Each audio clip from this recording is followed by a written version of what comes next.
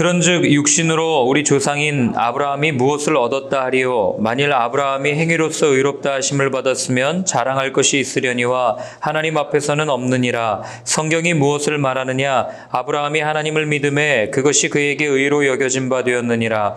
일하는 자에게는 그 삭시 은혜로 여겨지지 아니하고 보수로 여겨지거니와 이를 아니할지라도 경건하지 아니한 자를 의롭다 하시는 이를 믿는 자에게는 그의 믿음을 의로 여기시나니, 일한 것이 없이 하나님께 의로 여기심을 받는 사람의 복에 대하여 다윗이 말한 바 불법이 사함을 받고 죄가 가려짐을 받는 사람들은 복이 있고 주께서 그 죄를 인정하지 아니하실 사람은 복이 있도다 함과 같으니라. 그런즉 이 복이 할례자에게냐 혹은 무할례자에게도냐? 무릇 우리가 말하기를 아브라함에게는 그 믿음이 의로 여겨졌다 하노라. 그런즉 그것이 어떻게 여겨졌느냐? 할례시냐 무할례시냐? 할례시가 아니요 무할례시니라. 그가 할례의 표를 받은 것은 무할례시의 믿음으로 된 의를 인친 것이니, 이는 무할례자로서 믿는 모든 자의 조상이 되어 그들도 의로 여기심을 얻게 하려 하심이라. 또한 할례자의 조상이 되었나니 곧 할례 받을 자에게뿐 아니라 우리 조상 아브라함이 무할례시에 가졌던 믿음의 저치를 따르는 자들에게도 그러하니라. 아멘. 계속해서 바울은 이제 그 유대인들에게 이야기합니다. 당신들이 그렇게 존경하고 아버지라고 따르고 있는 그 아브라함은 과연 언제 의롭다함을 얻었습니까? 이 질문을 우리에게 주고 있는 겁니다. 우리가 생각할 때 아브라함이 이삭을 하나님 앞에 드렸기 때문에, 그리고 그 갈대아 우르 땅에서 하나님께서 나와라 라고 할 때 그 말씀에 따르고 나왔기 때문에 하나님이 그를 의롭게 여겼다라고 당시 사람들은 많이 생각을 하고 있었습니다. 그렇기 때문에 아브라함이 행했던 그 의로움, 그리고 아브라함이 하나님의 말씀을 따랐던 그 의로움이 그들이 생각했던 의로움이기 때문에 당연히 율법을 따라서 행하고 그리고 하나님의 말씀을 따라 행하는 것이 의로운 삶입니다라는 그들의 생각을 바울은 오늘 그 생각에 완전히 허를 찌르는 거죠. 창세기 15장 6절을 한번 펴보시겠습니까? 자, 창세기 15장 6절. 그 아브라함을 하나님께서 언제 의롭게 여기셨는지를 분명하게 우리한테 이야기를 해줍니다. 창세기 15장 6절 한 목소리로 함께 읽겠습니다. 아브라함이 여호와를 믿으니 여호와께서 이를 그의 의로 여기시고. 뭐라고 표현되어 있습니까? 아브라함이 여호와를 믿었다. 근데 그 믿음을 하나님께서는 의로 여기셨다. 이렇게 표현하는 겁니다. 그러니까 기존의 어떤 행위를 중심으로 살았던 그 유대인들에게 그 바울이 지금 뭐라고 얘기하냐, 완전히 이 사고를 전환시키는, 행동이 아니라 그의 믿음으로 의롭다함을 얻었다라고 분명하게 이야기를 합니다. 그런데 여러분, 야고보 사도는 이거랑 조금 다르게 얘기합니다. 같은 사건을. 우리 야고보서 한번 찾아보시겠습니까? 야고보서 2장 21절입니다. 신약성경 야고보서 2장 21절 찾으셨으면 한 목소리로 함께 읽겠습니다. 우리 조상 아브라함이 그 아들 이삭을 제단에 바칠 때에 행함으로 의롭다 하심을 받은 것이 아니냐. 야고보는 지금 뭐라고 얘기해요? 이삭을 그 모리아산에서 제물로 바치는 그 행위 때문에 하나님께 의롭다함을 받은 거 아니냐, 이렇게 이야기하는 거죠. 그럼 우리는 질문할 수 있습니다. 아니, 행함입니까? 믿음입니까? 이런 질문을 던질 수가 있는 거죠. 근데 우리가 생각할 수 있는 건, 여러분, 믿으니까 행한 것 아니겠습니까? 우리가 이 야고보서가 기록되어 있는 배경을 조금만 생각해 보면 왜 야고보 사도가 이렇게 이야기했는지를 알게 되는 겁니다. 믿음을 가졌다고 말하는 예루살렘의 유대인들 또는 유대 공동체, 그 사람들은 우리는 당연히 예수님을 믿는 믿음을 가졌어 라고 하고 사는 거죠. 그런데 믿음만 가졌지 삶에서는 전혀 사랑하지도 않고 하나님의 말씀에 순종하지도 않고 그 말씀대로 살지 않는 모습을 보니까 야고보 사도는 일단 그 믿음을 바닥에 이렇게, 이런 표현 좀 그렇지만 바닥에 까는 거죠. 바닥에 깔고 그 다음에 그 믿음이 당연히 믿음을 가지고 있는 사람은 자연스럽게 그 열매가 행함으로 드러난다라는 것을 야고보 사도가 이야기하는 거죠.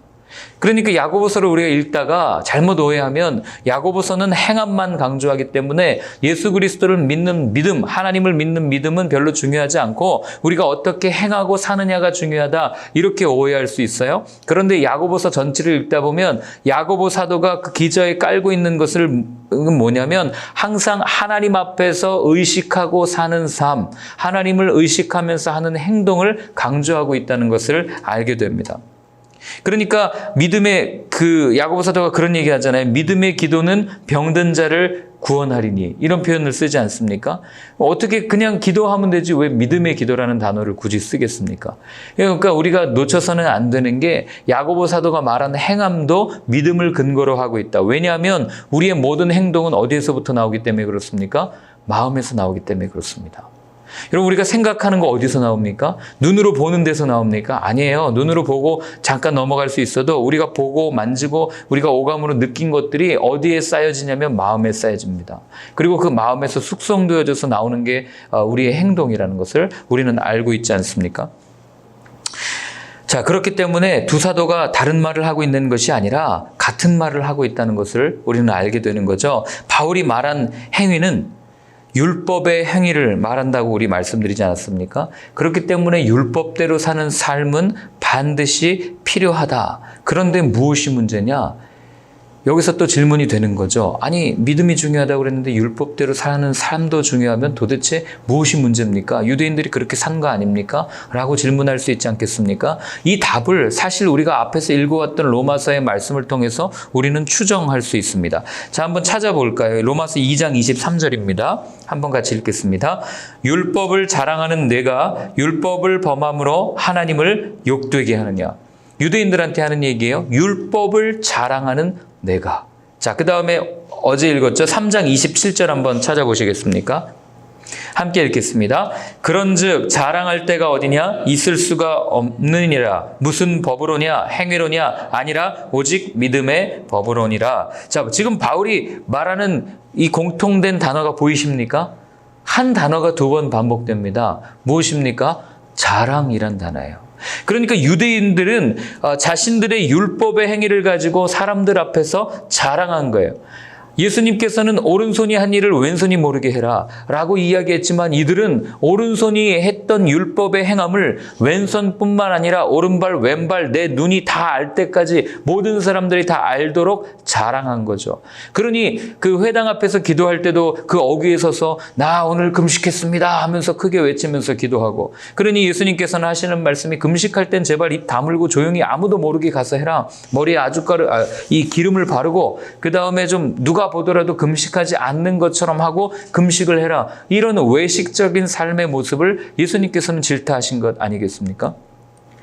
아브라함이 행위로서 의롭다 하심을 받았다면 자랑할 것이 있겠지만, 그런데 아브라함은 자랑할 것이 아무것도 없는 이유는 그가 행위로 구원을 받은 게 아니라 그의 믿음으로 하나님의 전적인 은혜로 구원을 받았기 때문에 아브라함은 자랑할 것이 아무것도 없는 사람입니다라고 바울은 오늘 우리한테 이야기를 해주는 겁니다. 그게 1절과 2절이에요. 한번 읽어보겠습니다.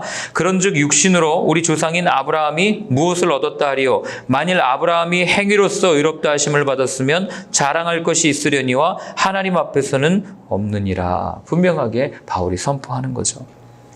우리가 이거를 한번 생각해 본다면 어쩌면 우리 역시도 교회가 이런 일을 합니다. 그리스도인이 이런 일을 합니다. 라고 말하면서 우리의 행위를 굉장히 자랑스럽게 여기고 자랑하는 우리의 이런 모습을 조금은 조심해야 되지 않을까 이런 생각이 드는 거죠. 뭐 교회가 어디를 도우면 항상 왜 교회와 담임 목사 이름으로 돕는지 모르겠어요. 그냥 무명으로 도우면 안 됩니까? 제가 베이직 교회에 와서 가장 많이 충격받았던 게 바로 그런 부분이었어요. 전에 있던 교회들에서는 어쨌든 도우면 MBC에 돕든 어디를 돕든 항상 교회 이름을 내야 합니다. 그리고 담임 목사가 왜 성금 돕기 하면은 방송에 나오잖아요. 어느 교회 담임 목사 왜 일동 해가지고 이렇게 내오지 않습니까? 그래서 베이직 교회 왔는데 돕긴 도와요. 아무도 잘 몰라요, 성도님들도. 그런데 어디에 1억 원을 갖다가 헌금하고 아무도 모르게. 그리고 이번에 대구에도 저희가 코로나 사태가 났을 때 도왔어요. 대구 적십자사에다가 적지 않을 돈을 도왔습니다. 한 달 지났나요? 연락이 왔어요. 도대체 뭐 하는 데인지 좀 알고 싶어서 연락을 했다. 왜 그러냐 그랬더니 아니 그렇게 계좌로 송금해놓고 이름도 없이 그렇게 송금해버리면 우리는 뭐 어떻게 하라는 거냐? 누구한테 감사해야 되냐? 그래서 감사할 필요도 없다. 그냥 좋은 데 쓰시면 된다. 뭐 이런 일들이 비일비재하게 일어나는 게 뭐 제가 자랑하려고 그러는 게 아니라 이런 모습이 진짜 그리스도인의 모습이 아닌가? 이런 모습이 진짜 예수님께서 말씀하시는 그런 삶의 모습이 아닌가? 그런 생각을 하는 거죠. 그런데 당시 유대인들은 그렇지 못한 거예요. 내가 이 사람을 도왔습니다. 얼마를 도왔습니다. 어떻게 행했습니다. 라고 끊임없이 자랑하니까 바울이 얘기하는 건 뭡니까? 우리의 구원은 그런 행동에서 나오는 것이 아니라 우리의 구원은 그냥 예수님을 믿는 믿음에서 나오는 것이고 그 믿음이 나중에 자라서 행동으로 드러나는 것입니다. 라고 바울도 나중에 이야기합니다. 그게 어디서 드러나냐면 로마서 12장 이후에 보면 이게 이제 1장부터 11장까지는 원리적인 부분을 다루고 있다면 12장부터 16장까지는 그리스도인의 삶의 실천적인 부분을 다루는 거예요. 바울이 만약에 행함을 중요하게 여기지 않았다고 생각했다면 바울이 그 12장부터 16장까지 해서 이렇게 사십시오. 또 이렇게 살아야 됩니다. 이런 얘기 절대 하지 않았을 거예요. 어떻게 살든 무슨 상관이에요. 내 마음대로 행하면 되죠. 믿음이 있는데. 그런데 바울도 그렇지 않았다는 것을 우리가 알게 되는 거죠. 자, 우리 3절을 한번 읽어보겠습니다. 성경이 무엇을 말하느냐? 아브라함이 하나님을 믿음에 그것이 그에게 의로 여겨진 바 되었느니라. 자, 아브라함이 지금 뭐라고 그러냐면 하나님을 믿음에 그것이 그에게 의로 여겨졌다. 창세기 15장 6절의 말씀을 다시 한번 반복해서 인용해서 이야기를 하는 거죠. 그런데 여러분 아브라함의 삶을 한번 보세요. 아브라함이 정말 하나님 앞에 온전히 순종하면서 나아갔습니까? 그렇지 않을 때도 있었다는 걸 우리 알지 않습니까? 뭐 예를 들면은 아내를 누이라고 속이고 그리고 하나님께서 분명히 그 땅을 너에게 줄 거야라고 말씀하시고 가라고 했는데도 불구하고 자기의 어떤 안위를 걱정하는 마음에 그런 불신의 행동들을 하고 또 하나님께서 싹 아들을 줄 거야라고 이야기했는데 그 믿지 못하고 이스마엘을 낳고 또 누구죠? 다메섹 사람 엘리에셀이라고 하는 종에게 내 후사로 삼겠습니다. 이런 발언을 하는 것들을 보면 그가 온전히 하나님 앞에 순종하지 않았다는 것을 우리는 알게 되는 거죠. 그러나 성경이 말하는 아브라함의 의는 아까도 얘기했던 두 가지에서 드러납니다. 첫 번째는 하나님께서 그를 갈대아 우르 땅에서 불러내실 때에 어떤 계약서를 준 게 아니에요. 내가 너를 가나안 땅에 들여보내줄 거야 지장 찍어라 하고 찍은 게 아닙니다. 그냥 보여줄 땅으로 가라는 거예요. 보여준 땅도 아니에요. 아무것도 보장되어 있는 게 아무것도 없는 거죠. 더군다나 아들을 줄 것이다. 그런데 처음에는 믿지 못했으니까 이스마엘도 낳고 했겠죠. 그러나 모리아산에서 그가 보여준 모습은요. 아들을 주셨어요. 그런데 그 아들을 제물로 바치랍니다. 아니 하나님 장난합니까? 지금 내가 100년 동안 기다려가지고 낳은 아들인데 이걸 바치라고요? 그런데 그는 물론 고민했겠죠. 성경은 그 고민한 거를 아무 말 없이 모리아산을 향해 걸어가는 아브라함의 모습에서 드러내는 겁니다. 그런데 그가 어떻게 합니까? 끝내는 아들을 하나님 앞에 내어드리지 않습니까? 왜 그런 결정을 할 수 있었겠어요? 그동안 나를 이끌어 오셨던 하나님께서 앞으로도 나를 이끌어 주실 것이라고 하는 그 하나님에 대한 믿음과 신뢰가 있었기 때문에 그는 아들을 하나님 앞에 내어드릴 수 있었던 거죠. 분명히 하나님께서는 놀라운 방법으로 살려주실 거야 라는 믿음을 그는 가지고 있었던 것 아니겠습니까? 여러분 이게 쉬워 보이지만요 절대 그렇지 않다는 것을 알게 됩니다. 우리가 회사를 이직할 때도 처음에는 스카우트 제의를 받고 인맥, 아는 사람을 통해서 받아서 갈 수도 있죠. 그런데 아는 사람을 통해서 갔다가 아무런 그 계약서나 이런 거 없이 갔다가 이 화를 당하는 사람들이 얼마나 많아요. 심지어 계약서에 도장을 찍고 갔어도 그 계약이 이행되지 않아서 그 마음의 심적 부담을 가지고 내가 속았구나, 내가 어리석었구나 하면서 후회하는 사람들이 얼마나 많습니까? 그러니까 아브라함의 입장을 생각해 보면 그는 하나님께서 콜링했을 때 이게 이루어질까? 안 이루어질까? 그런 의심도 물론 했겠지만 그러나 그럼에도 불구하고 끝까지 믿었기 때문에 그 길을 걸어갈 수 있었다는 거죠. 바로 이런 태도가 하나님 앞에 의로웠다고 성경은 우리한테 이야기를 해주는 겁니다. 끝까지 믿은 거예요. 그렇기 때문에 여러분 우리도 하나님이 우리에게 분명하게 이야기해 주세요. 뭐 솔직하게 하나님이 우리한테 뭐 보여준 거 있습니까? 성경책 말씀 말고 보여준 게 뭐가 있어요? 근데 분명히 우리에게 약속하신 게 있어요. 내가 반드시 올 거야. 내가 새 하늘과 새 땅, 새 예루살렘을 반드시 이룰 거야 라고 마치 아브라함에게 보여준 땅이 아니라 보여줄 땅이라고 말씀하셨던 것처럼 우리가 언제 새 하늘 새 땅 본 적 있습니까? 본 적 없어요. 그러나 반드시 보여줄 땅이에요. 앞으로 이루어질 그 땅을 우리에게 약속해 주셨어요. 그러면 아브라함이 그 길을 걸어가면서 갈등 안 했겠습니까? 갈등했으니까 이리저리 방황하는 거 아니겠어요? 그런데 시간이 지나고 보니까 어느 정도 시간이 흘러서 보니까 이 사람들이 볼 때는 그럼에도 불구하고 그가 하나님을 믿었기 때문에 그 길을 걸어간 거고 하나님을 믿었기 때문에 아들을 바친 거야. 그래서 하나님은 그런 아브라함의 모습을 보고 의롭다라고 여겨주셨던 것처럼 우리의 삶도 마찬가지예요. 새하늘 새 땅이 보이지 않습니다. 여전히 우리의 삶에는 갈등이 있어요. 그럼에도 불구하고 그 땅이 이루어질 것을 믿고 끝까지 이 길을 걸어가는 삶, 물론 그 가운데 넘어질 수도 있겠죠. 그러나 끝까지 이 믿음을 지키는 삶, 이런 태도를 하나님께서는 우리에게 의롭다라고 이렇게 말씀해 주시는 것 아니겠습니까? 4절과 5절을 한번 같이 읽겠습니다. 일하는 자에게는 그 삭시 은혜로 여겨지지 아니하고 보수로 여겨지거니와 이를 아니할지라도 경건하지 아니한 자를 의롭다 하시는 이를 믿는 자에게는 그의 믿음을 의로 여기시나니. 오늘 보면은 여러분 일을 아니할지라도 일하는 자에게는 그 삭시 은혜로 여겨지지 아니하고 보수로 여겨진다 이렇게 표현되어 있죠. 일한 것에는 반드시 대가가 따라오기 마련입니다. 일하지 않았는데 주어지는 것을 은혜라고 얘기하고 우리는 선물이라고 이야기합니다.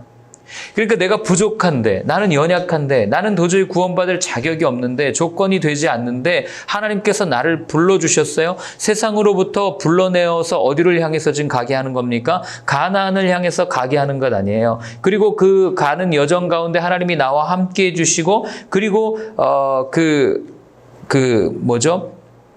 그 가운데 함께 해주시면서 하나님의 은혜를 누리게 하는 것, 그게 하나님이 우리에게 허락하신 삶인데, 하나님의 입장에서 보면 그냥 저를 예를 들면 저를 복음을 위한 일꾼으로 고용하는 자체가 하나님 입장에서는 손해 아니겠습니까? 뭐 잘난 게 뭐가 있다고 고용하겠어요? 말도 아침마다 이렇게 정리가 안 되면 더듬고 막 이러잖아요. 이런 저를 하나님이 왜 불러가지고 복음을 전하는 자로 삼았겠습니까? 하나님 입장에서는 엄청난 손해죠. 그럼에도 불구하고 저를 예쁘게 봐주시고 그래도 나를 사랑하는구나, 하나님께서 나를 사랑하시는구나 라고 믿는 이 모습을 하나님께서는 의롭게 여겨주신다, 그 얘기를 하고 있는 거예요. 일하는 자에게는 그 삭시 은혜로 여겨지지 보수로 여겨지지 은혜로 여겨지지 않고 보수로 여겨진다. 그러니까 우리는 뭐예요? 하나님 앞에서는 내가 복음을 위해서 하나님 나라를 위해서 일합니다. 이런 표현은 사실 어울리지가 않는 거죠. 그분이 나를 그냥 은혜로 그냥 데리고 있는 거지 고용한 게 아니기 때문에. 그런데 때로는 우리는 하나님을 고용주로 생각할 때가 있어요. 하나님, 내가 이거 이만큼 했으니까 좀 줘야 되지 않겠습니까? 근데 이런 기도를 드리면 하나님 입장에서도 서운하겠지만 우리 믿음에 있어서도 손해라는 거예요. 왜 그렇습니까? 우리가 일한 대로만 하나님이 우리한테 삭스를 지불하는 그런 분이라면 우리 얼마나 받겠습니까? 예? 그런 생각 안 해보셨어요? 좀 그런 생각 가끔 해요. 내가 정말 교회에서 받는 이것도 하나님의 은혜지, 이게 내가 보수로 이렇게 생각을 자꾸 안 하려고 하는 이유가, 근데 요즘 세상이 또 세금 내고 막 이러다 보니까 이게 또 하나의 또 나도 직업인가 이렇게 생각할 수 있지만, 그럴 때마다 다시 이 말씀을 묵상하는 거예요. 그래, 내가 이거 안 받는다고 내가 이거 안 할 건가? 내가 월급이 내 통장에 들어오지 않는다고 내가 이거 안 할 건가? 이 질문 앞에 솔직하게 고민했던 적이 있습니다.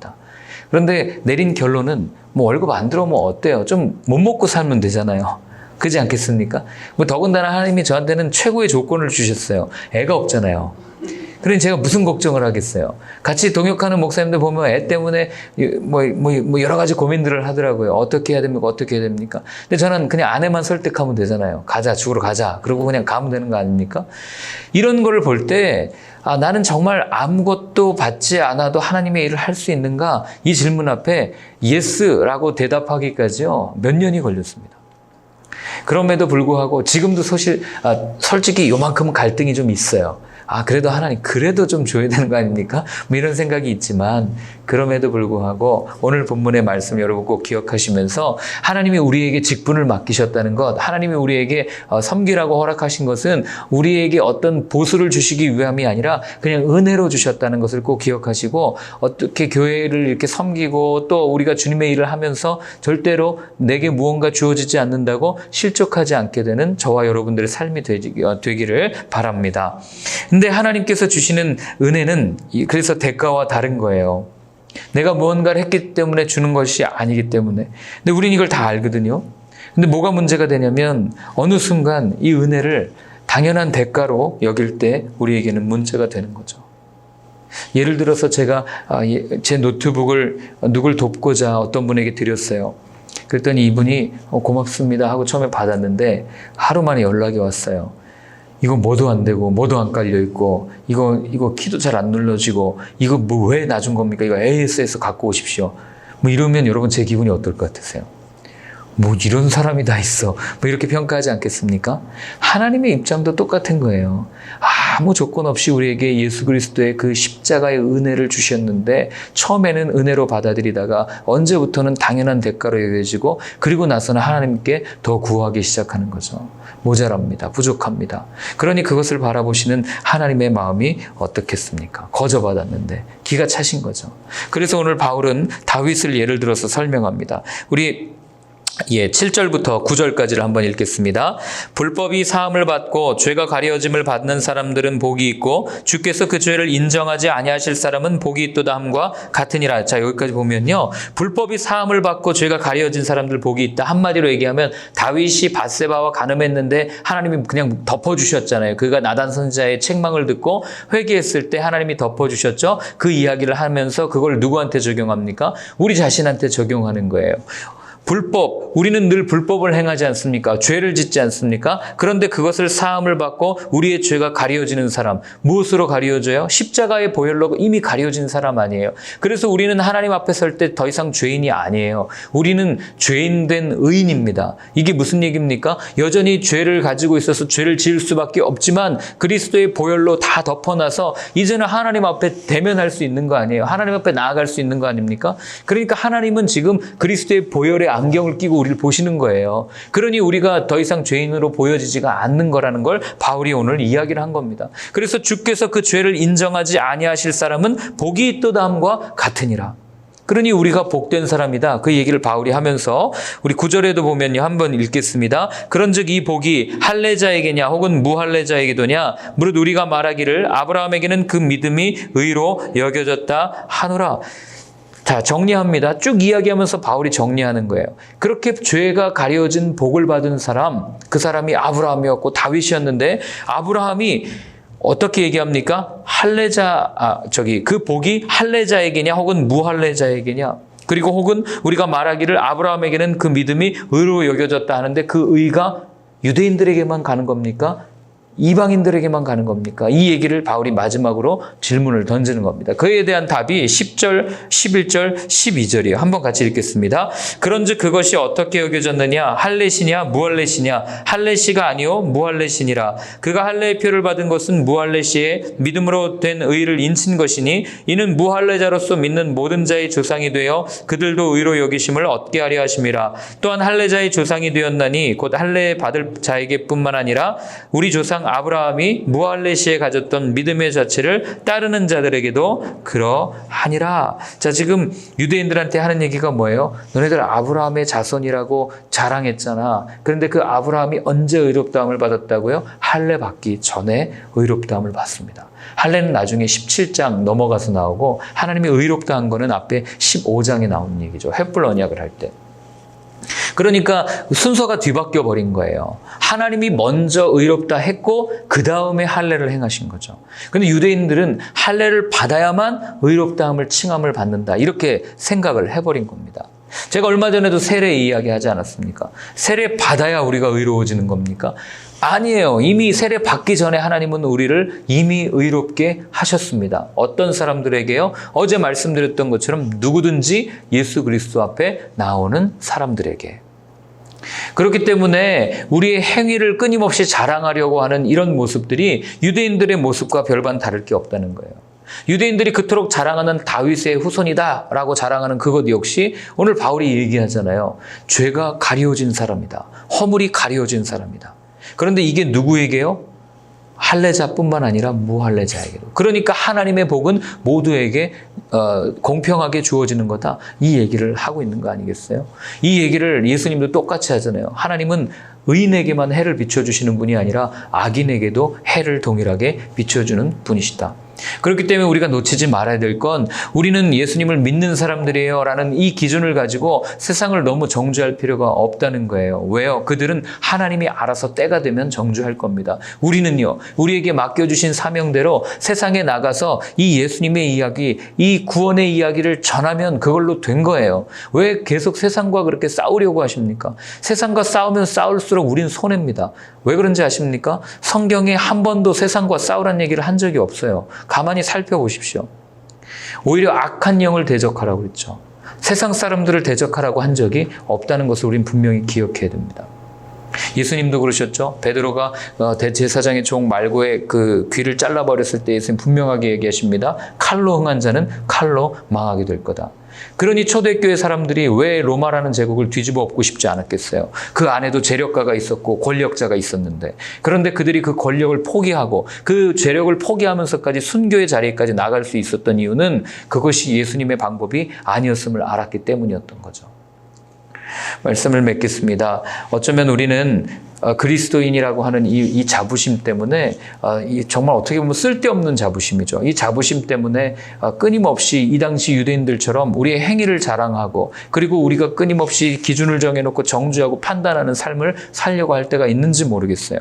그러나 여러분 꼭 기억하십시오. 오늘 바울이 말합니다. 하나님의 의는 모든 사람에게 미치는데 그 의는 차별이 없습니다 라는 것을 분명히 기억하시고, 우리가 해야 될 일은 믿지 않는 저들을 사랑하고 저들을 위해서 중보하고 기도하는 것, 그리고 저들이 오른뺨을 때리면 우리의 왼뺨도 돌려대면서 그렇게 맞아줄 때 세상은 우리를 보면서 아, 진짜 그리스도인이구나 라는 생각을 품고, 이렇게 비난하고 적대하는 교회를 향해 다시 한번 마음을 열고 예수님을 영접하게 되는 날이 올 거라고 저는 믿습니다. 오늘 함께 같이 기도할 때요, 우리 이렇게 한번 기도했으면 좋겠습니다. 하나님, 그렇게 차별 없이 우리에게 주어주신 그 은혜를 잊지 않는 삶이 되게 하여 주시고, 그 은혜를 나 혼자만 가지고 있는 것이 아니라 또한 우리 주변에 있는 사람들에게 아무 조건 없이 베풀 수 있는 우리의 삶이 되게 하여 주옵소서. 그렇게 한번 같이 기도하겠습니다.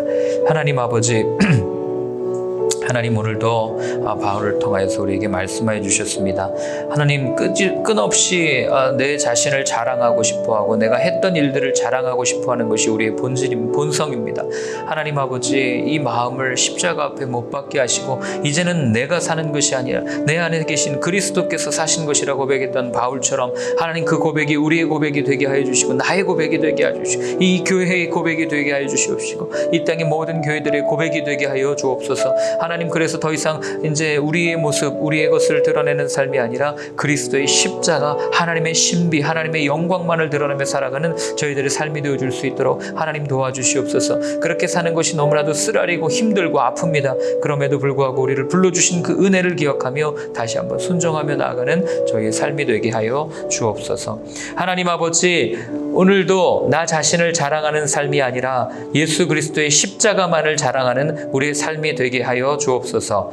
이제는 십자가에서 우리의 영원한 자랑이 되어주신 예수 그리스도의 크신 은혜와 하나님 아버지의 사랑과 성령님의 인도하심이 나에게 묶여 내 자신을 자랑하며 하나님의 영광을 가려왔던 삶을 버리고 이제는 다시 한번 눈을 들어 하나님을 보며 또한 하나님만을 자랑하겠다고, 내 믿음은 내 것이 아니라 하나님의 은혜입니다라고 선포하는 모든 분들 머리 위에 이제로부터 영원까지 늘 함께하여 주옵시기를 간절히 축원하옵나이다. 아멘.